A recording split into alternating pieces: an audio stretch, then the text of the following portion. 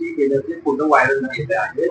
आपल्यापर्यंत काय माहिती आहे, तर आपण पोलिसांना अर्ज दिलेला आहे की त्याचा पासपोर्ट जमा करा. मी सकाळपासून बघतोय की ते दुबईला काहीतरी गेल्याची माहिती टीव्ही आणि मीडियामध्ये लागलेली आहे आणि त्या संदर्भातच खर तर अशा पद्धतीच्या प्रवृत्तीला हिच्या अगोदरच अटक झाली पाहिजे होती. आज आता महिना होईल आता या थोड्या दिवसामध्ये, आणि महिनाभर झालं कायद्याचं संरक्षण नसताना, गुन्हे दाखल झालेले असताना एखादा चिल्लर माणूस पोलिसांच्या हातावर तुरी देऊन जर खरंच गेला असेल, मला त्याची नेमकी माहिती नाहीये, पण सगळ्या माध्यमातून दाखवत आहेत आणि ती तुरी देऊन गेला असं दाखवत आहेत, तर हे संपूर्ण गृह खात्याचं अपयश आहे असं आपण म्हटलं पाहिजे.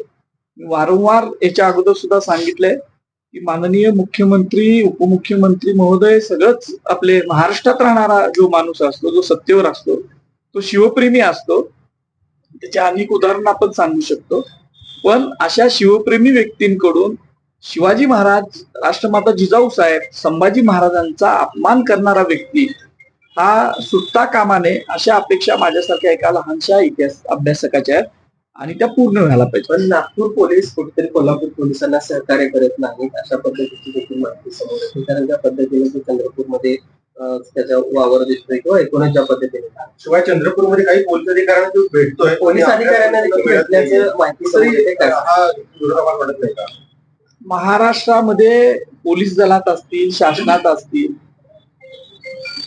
जर अशा पद्धतीनं शिवाजी महाराजांचा अपमान करणाऱ्याला मदत करणाऱ्या प्रवृत्ती असतील तर त्या शोधून काढल्या पाहिजेत आणि त्यांच्यावर सुद्धा कारवाई झाली पाहिजे आणि त्यांचा जो बुरखा आहे तो सगळा फाडला पाहिजे असं माझं मत आहे. आणि हे शासनानंच करायला पाहिजे. गृहमंत्र्याचं काम असतं, मुख्यमंत्र्यांचं काम आहे आणि ते ह्या सुद्धा गोष्टीकडे लक्ष देतील असं मला वाटतं. खर तर कोल्हापूर जिल्हा न्यायालयामध्ये युक्तिवाद सुरू होता त्यावेळी असीम सरोदे यांनी असं म्हटलं होतं की कोल्हापुरातील काही वरिष्ठ पोलीस अधिकाऱ्यांसोबत त्यांचे फोटो आहेत ते या ठिकाणी व्हायरल झालेले आहेत समाज माध्यमांवर. त्यामुळं कुठंतरी हे प्रशांत कोरटकर सापडत नाही किंवा तो काहीतरी दबाव वरिष्ठ पोलीस अधिकाऱ्यांचा आहे असं वाटतं. माहित ते आदरणीय सरोदे साहेब जे काय बोलले ते त्यांनाच विचारलं पाहिजे, कारण त्यांच्याकडे जे काही इनपुट्स असतील त्या पद्धतीने ते बोलले असतील. मला असं वाटतं की मी कोल्हापूरमध्ये राहतोय, माझा आणि त्या कोरटकरचा कधीच आयुष्यात संबंध आलेला नव्हता. मग माझा दूरध्वनी क्रमांक, माझा मोबाईल त्याला कुणी दिला हा सुद्धा एक तपासण्याचा भाग आहे ना. मग तो कुणी दिला, त्याच्या मोबाईल मधले जे काही कम्युनिकेशन्स आहेत ते तपासायला आतापर्यंत पाहिजे होते. महिनाभर झालं हे होत नाहीये. त्यामुळे थोडीशी पहिल्यांदा जी माझी आशा होती ती जरशी आता कमी कमी होत चाललेली आहे. यावरून एक प्रश्न, त्यावेळी असीम सरोदे सर असं देखील त्यांना पकडण्यामध्ये यश येत आहे, पण प्रशांत कोरटकर सारखा माणूस पोलिसांना सापडत नाहीये, त्याच्याबद्दल तुमच्या मनामध्ये खंत आहे का, शल्य आहे? मला मी सांगतो की मला एक शंका आहे की कुठली तरी यंत्रणा आहे की जी या व्यक्तीला वाचवण्याचा प्रयत्न करत आहे.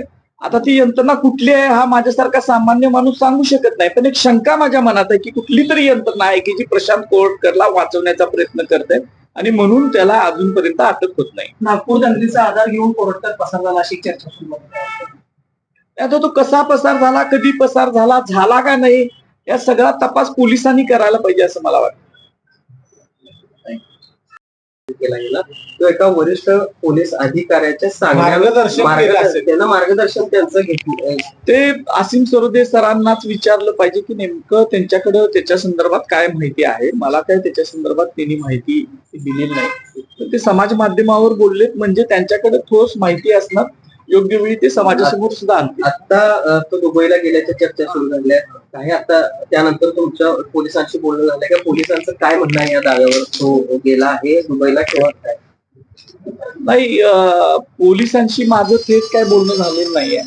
माझे मित्र आणि माझे वकील जे आहेत ते आताच पोलीस डिव्हिजनला जाऊन आलेले आहेत. त्यांना तिथे त्यांनी अर्ज सुद्धा आपण दिलेला आहे की त्यांचा पासपोर्ट ताब्यात घ्यावा आणि जर गेला नसेल तर त्याचा पासपोर्ट ताब्यात घ्यावा अशी एक मागणी आम्ही आत्ताच केलेली आहे. यामध्ये सरकारची भूमिका काय वाटते? मुख्यमंत्री घटना आढावा घेण्यासाठी नागपूरला पोहोचलेले आहेत. पोलीस अधिकाऱ्यांना पण ते भेटणार आहेत. त्यांना तुम्ही काय विनंती कराल? कारण पोलीस अधिकाऱ्यांशी संपर्क साधून पण कोरडका याच्यामध्ये नागपूरमध्येच होता. मग त्या संदर्भात सुद्धा मुख्यमंत्र्यांनी आढावा घ्यावा अशा प्रकारची मागणी आपली असणार आहे. खरं तर मुख्यमंत्री गृहमंत्री सुद्धा आहेत आणि त्यांनी या संदर्भात हा विषय अत्यंत चिल्लर आहे वगैरे असं न समजता गांभीर्यानं घेण्याची गरज आहे. कारण हा विषय फक्त एका इंद्रजित सांगताला धमकी दिली, शिवीगाळ केली असा नाही आहे.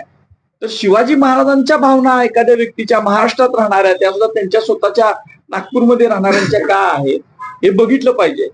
सगळ्या महाराष्ट्रातल्या शिवप्रेमींची मनं व्यथित झालेली आहेत आणि ते वारंवार त्यांनी आंदोलनं करून दाखवलेले आहेत आणि याची दखल एक संवेदनशील मुख्यमंत्री गृहमंत्री म्हणून त्यांनी घ्यावी एवढी अपेक्षा. त्यासाठी काय पत्र वगैरे मुख्यमंत्र्यांना काय आपल्या वतीनं करणार आहात का? कारण आता समाज एकीकडे जर माध्यमातून- पोलिसांकडे जर मिळत नसेल कोरटकर मग शासनाला पर्याय नाही.